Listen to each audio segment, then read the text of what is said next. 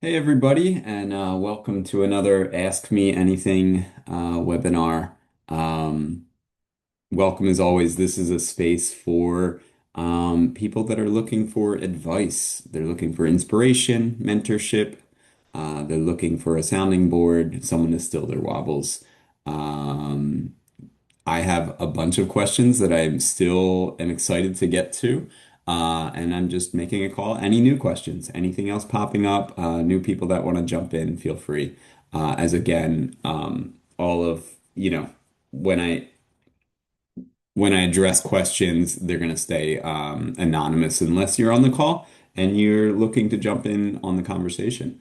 Um, as always, my advice is an offering. I'm not an expert. Keep what resonates and release what doesn't.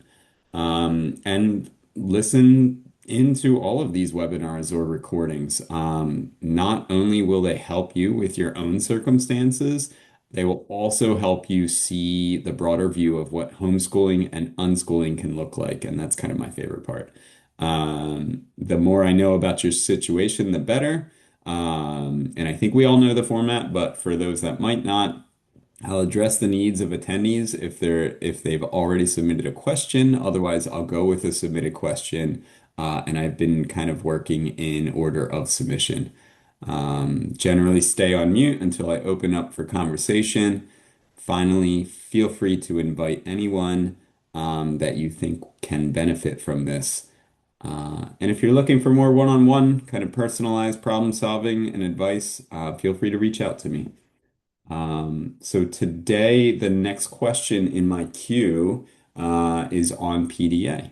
How to support a PDAer. And then there was a separate question, kind of the same along the same lines. Any advice related to unschooling a PDAer? Um, so I think I'd like to start with some context slash a disclosure. I definitely have demand avoidance. That is not PDA, pathological demand avoidance, or some people like to say pervasive drive for autonomy. But I don't necessarily have PDA. It's not something that we have identified in our family. I have guided, I have coached, I have evaluated, I have been in community with a lot of families with PDA.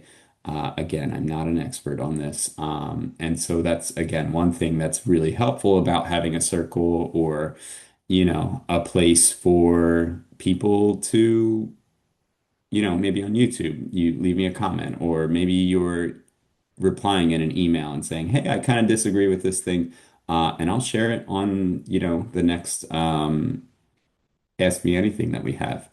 Um, One thing that I can say is that Mosaic, I am a guide and an advisor for Mosaic, which is a nonprofit organization that helps families, kind of get into and work well with self-directed education.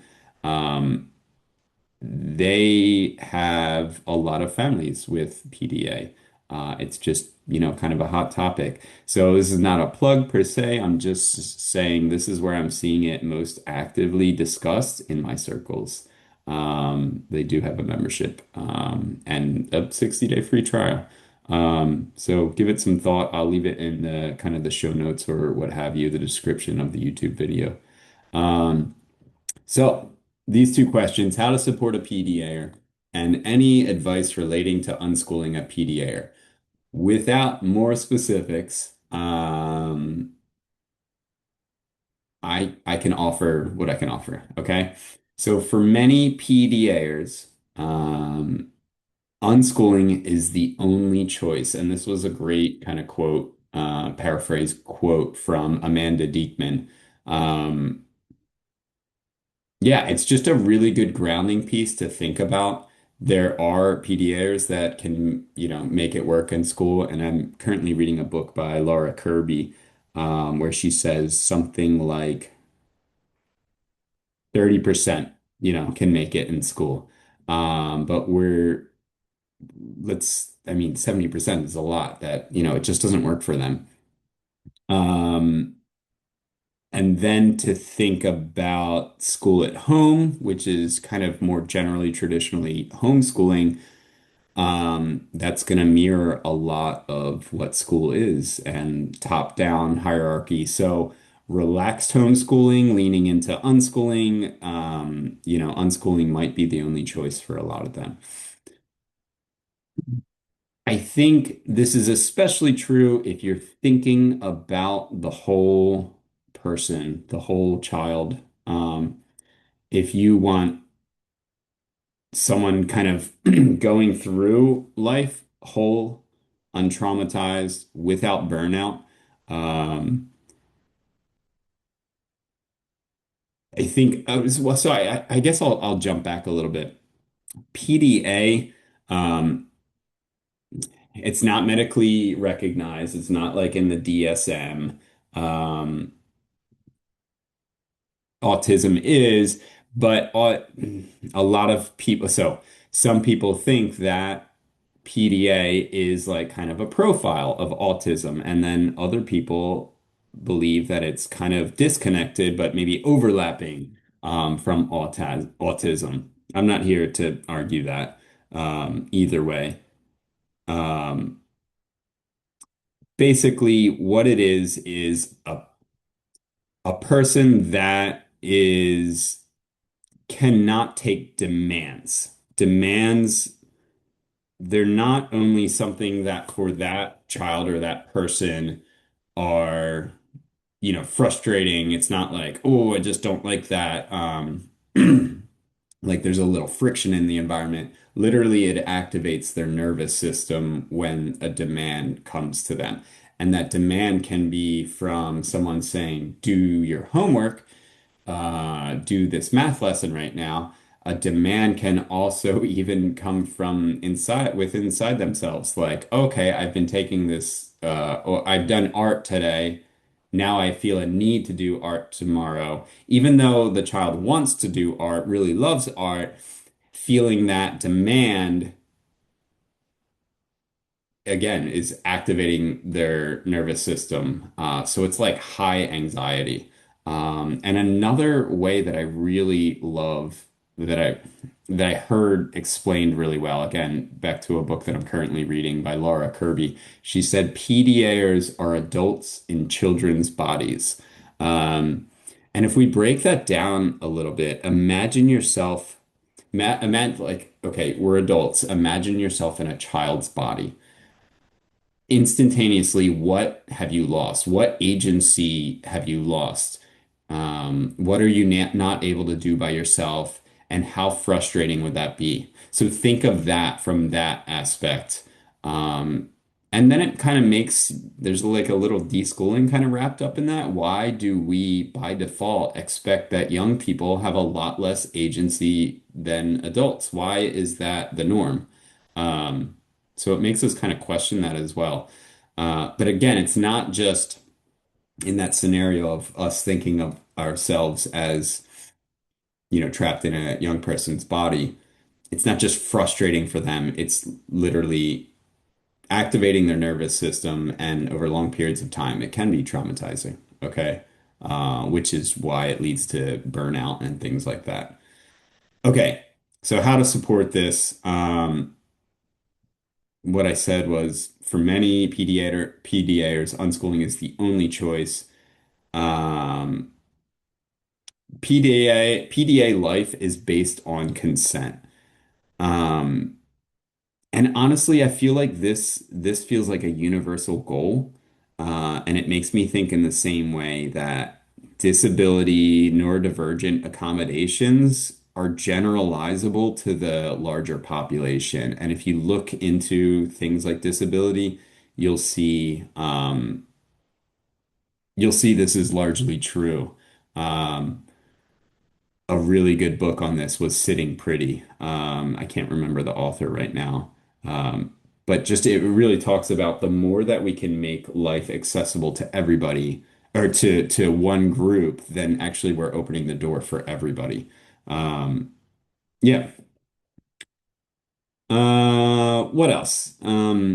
Okay, really interesting and Yeah, a very interesting thing, and I do not mean to be othering about PDA or PDA families.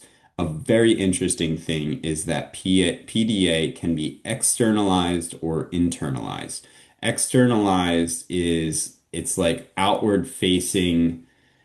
I get angry, I'm having a temper tantrum, I'm throwing things, I'm hurting someone, because my nervous system is activated. Um, and there's also a behavior called equalizing, which is like, okay, it didn't seem fair what was happening, the treatment of me. So now to gain power back, I'm gonna pick on someone else. I'm gonna punch someone. I'm gonna kick someone. It can manifest in so many different ways. Um, uh, I'm gonna hurt the cat. I don't know.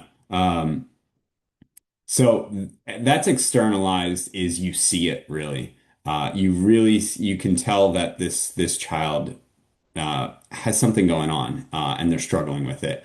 And it can manifest in a lot of different ways, as I was saying. Internalize is a bit different. That when we think about, like, especially in a school setting, externalized would automatically seem like the troublemaker, but internalized, a child with internalized PDA would just seem like they were quiet, reserved, doing well, keeping their head down. And what that means is that instead of putting that pressure out towards the world, they're pushing it all on themselves. And again, back to the beginning, if I ever were to identify with a form of PDA, it would be internalized. Um, and again, I don't necessarily know if I have this or not. But I've been down a rabbit hole really looking into this. All right, so externalized versus internalized. And I think what's interesting about that, it's the externalized, as you can guess, that often is the concern. The squeaky wheel gets the grease. So it's important to keep an eye out for internalized PDA as well. Because then there's that internal struggle that's going on, kind of right under the surface. And without a keen eye, without discernment, that could go on, without your knowledge. Okay, so what are some of the ways what's some advice? How do you support this? Um, Declarative language is one thing I hear, that works a lot, but doesn't necessarily work on everybody because there, a demand on someone like do this homework sounds like a very clear demand. But also something like, I'm going to speak to you in a very specific way to get a very specific outcome from you could also feel like a demand, right? So I'm not going to say this works for everyone. But declarative language, and what I've heard, is that ChatGPT is supposedly really good at this. And so what declarative language looks like, I think the best way to think about this is indirect low demand. Okay. It's um it's also like it's almost like you're talking in the space, but not talking directly to someone. And that's not always true, but maybe that's kind of what's going on in my head. So for example, instead of saying, "Hey, let's go," right? We got to go. You can say something like, "I'm putting my shoes on." So you're almost metacognitively sharing what's going on that's giving cues to the fact that you're saying, hey, we should be getting ready to go. Okay. That doesn't mean it's going to work in terms of getting your child out the door, but what that means is it could work. There's a good chance that it'll work in terms of not activating your child's nervous system. Instead of you should do this. How about I wonder or what if, those kind of things. Um, Instead of I need you to clean up, I notice there are a lot of toys on the ground. Um, Yeah, and this again, I think, as with all children, PDAers are pretty good at sniffing out the difference between this is my parenting voice or this is the arbitrary situation I've set up versus this is authentic and meaningful to me. So I'm not asking you to play the part, I'm asking you to be authentic, if that makes sense. Um, Instead of hurry up, we have 10 minutes before we leave. Now, again, I feel like there is a bit of each of these that can feel like a demand, which wouldn't be good. So it depends on your family, it depends on your PDAer, whether this works or not. But we have 10 minutes before we leave is kind of like this is going to happen. Um, this is the amount of time frame before it happens, but I'm not directly telling you that you got to get ready before we go or something like that. Um, I think a really good, so I was listening to a podcast. Okay, Mosaic has a podcast, Independent Learner, and there was someone I know pretty well, June, that was on there, and she brought up this really cool point. Basically, communicate with young people on what feels unsafe. You know, have a conversation about that. Uh, that's not always going to be easy, right? But so on this podcast, June was talking about kind of being in a community, and the community has a bunch of PDAers in it. So when you can hear from your young people about the experiences, the lived experiences that they've experienced of other PDAers in community, then it decentralizes the conversation while still keeping it very relevant and meaningful. You know, it's still like, hey, Josie was having a hard time today. And then the mother or parent or caretaker can say, hey, um, that sounds hard for her. What do you think? So you're starting to like kind of deconstruct the situation in a way that you would really love to do when it's happening at home. But when it's happening at home and you address it, then it becomes this other like demand or this like laser focus on a young child's behavior, which is for most children not good. It just doesn't feel good. For humans, maybe. Let's say that, you know, we're not great with criticism. Um, so I think that's if you can find other PDAers, that might that would be awesome, maybe. Okay.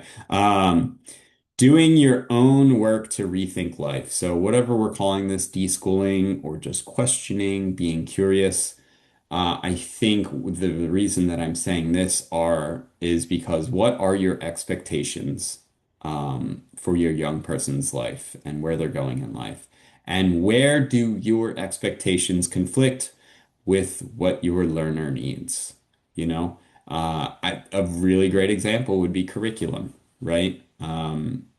For maybe for again, like 70% of people with PDA, curriculum is a no-go, especially externally imposed curriculum, um, or you know, maybe specifically externally imposed curriculum.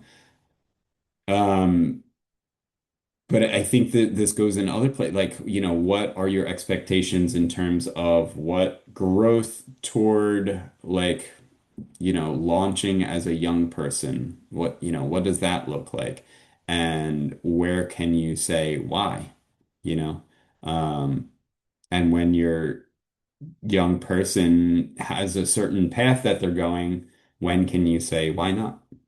Um, I love that, the why not approach, because again, it's just a question, and then it leads you into all of the, well, what are the fears that are coming up, and which of those fears are informed by, you know, kind of real data and real intuition and trust versus like an anxiety over something.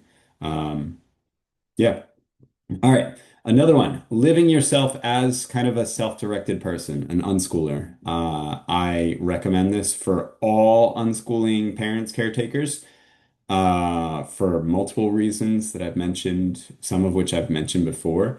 But especially for PDA, like PDA caretakers, parents, you leading a life of interest, you can model and expose them to what we're doing, what you're doing. Um, because if you can't be over your young person's shoulder or be the teacher at the front of the room saying this, and this are important, you can say, "Hey, I'm living my own life that is very visible to you in the home and outside of the home, and I'm keeping you abreast of what I'm doing."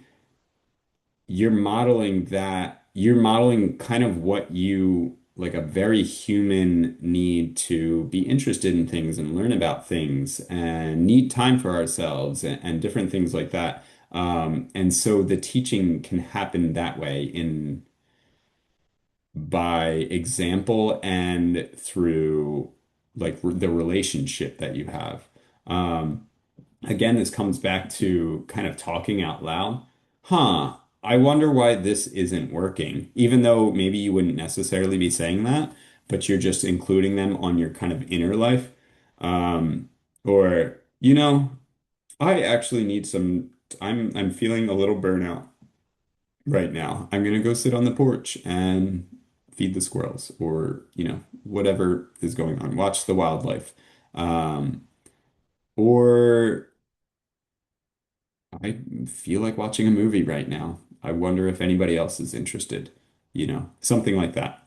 But that kind of metacognitive language, again, wouldn't necessarily be a top-down demand on our young people, and it would include them um, almost like strewing, if you understand the idea of strewing, which is like putting out possible things to experience, play with, read, without the demand of, hey, do it.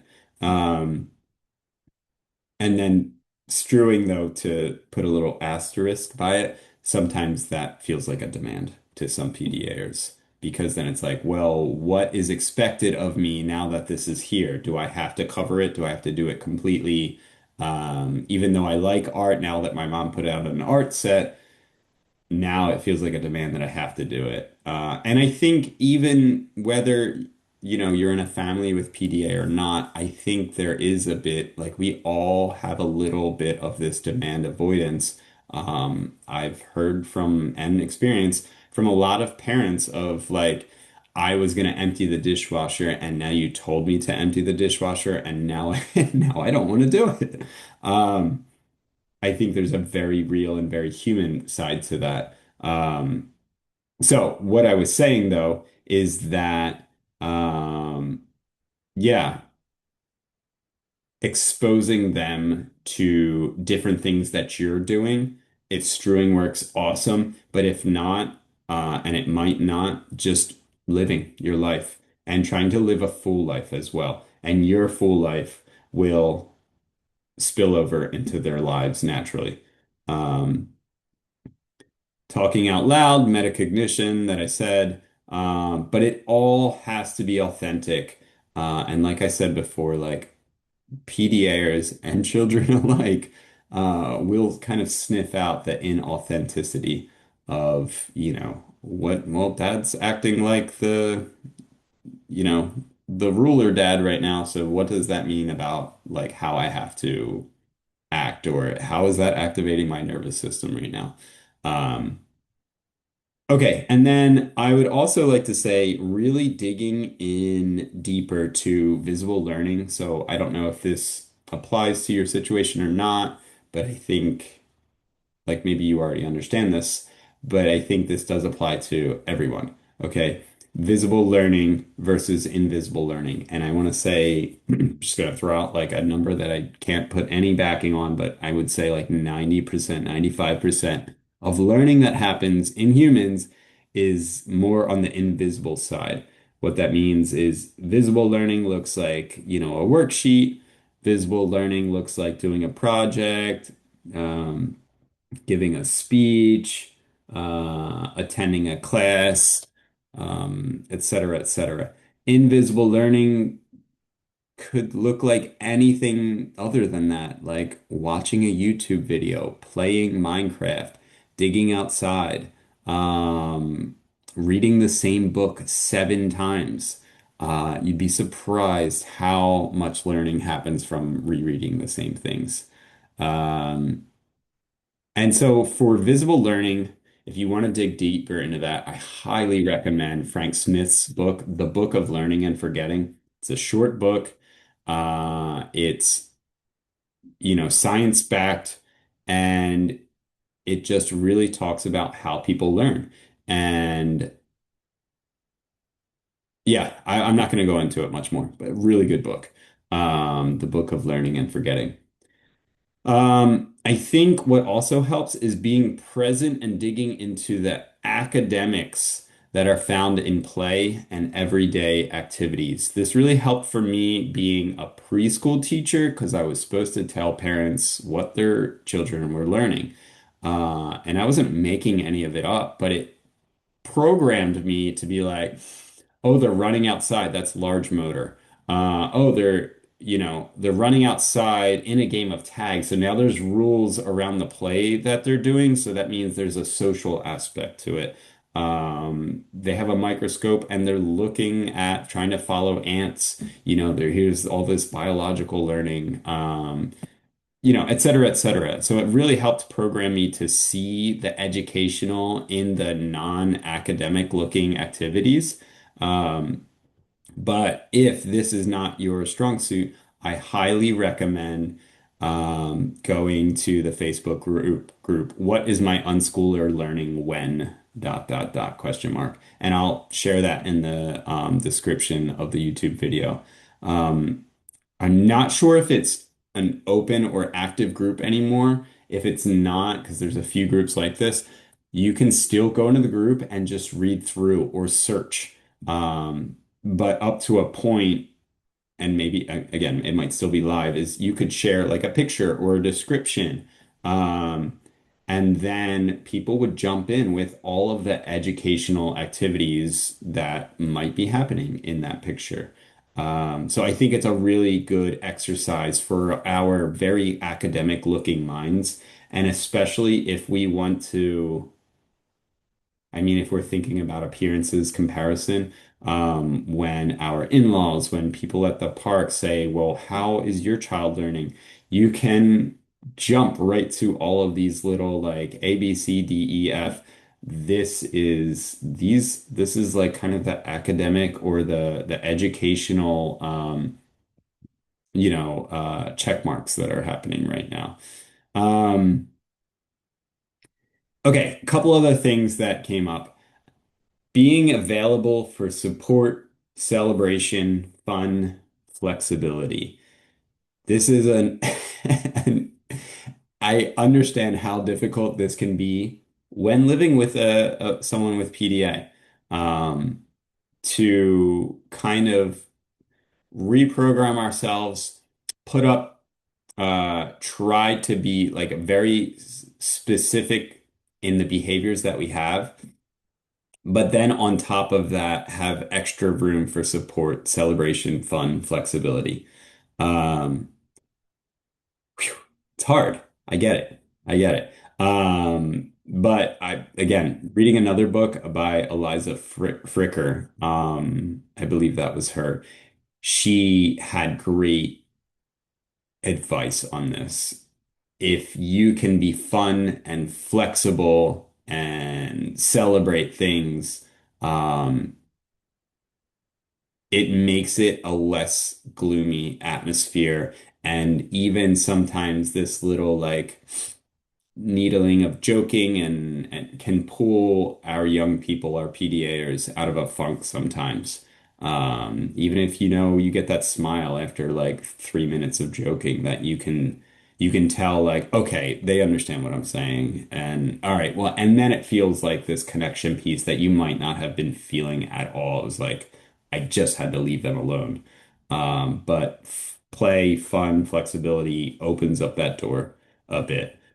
Finding time in your day, in your own day for grounding, filling your own cup. Again, we're already asking a lot of parents, especially moms. But if you can find 15 minutes in the morning with, your cup of tea or coffee, or 10 minutes to read from the book that you wanted to read. Or maybe you're just scrolling, and that's like enough to kind of reset you in some way. Finding the time in your day to do that is super important. I know it's extra work, and at the end of the day, especially like we're all drained, we're all tired. Um, like an ounce of this goes, is like an ounce is like a pound. Um, a little bit of this goes a long way.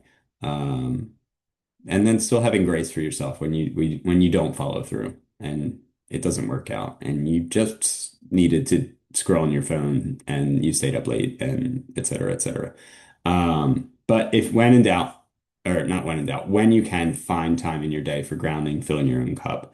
Um, and just, yeah, capacity. Just think about capacity.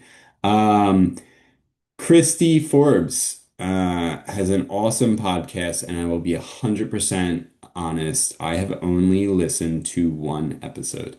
And at the time of this episode, it was the newest episode.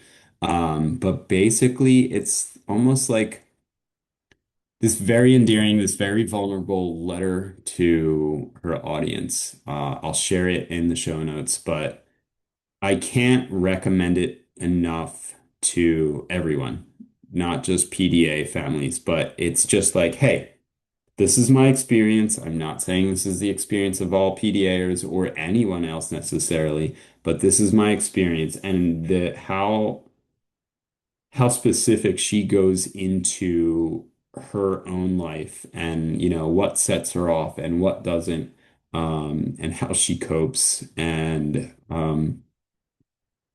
it's good, and she sounds like a very smart human.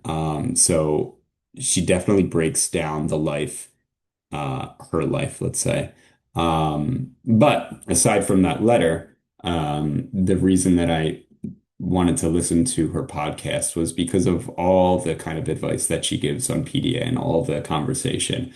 It's just that this letter was felt like super authentic, super vulnerable, and a very good lens on someone who has educationally, if not academically, really like kind of picked apart her own story. And yeah, um, that's about all I have on PDA. Again, I don't necessarily have PDA. I definitely have demand avoidance. I definitely have a list of other things going on.